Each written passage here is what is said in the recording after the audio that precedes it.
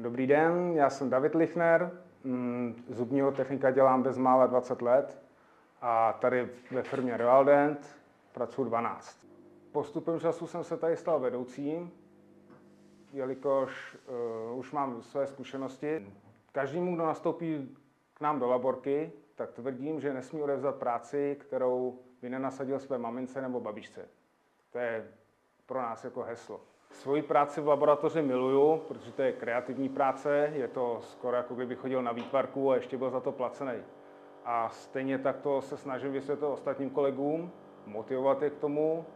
Většinou to všichni pochopí a jsou rádi, že makáme v Royaldentu, který nám dovoluje mít trošku volnou ruku. Ale ve firmě Royaldent je super vedení, super kolektiv, jako super práce. Máme spoustu nových technologií, všechno se ulehčilo, zjednodušilo, takže si umím představit, že tady zůstanu až do důchodu.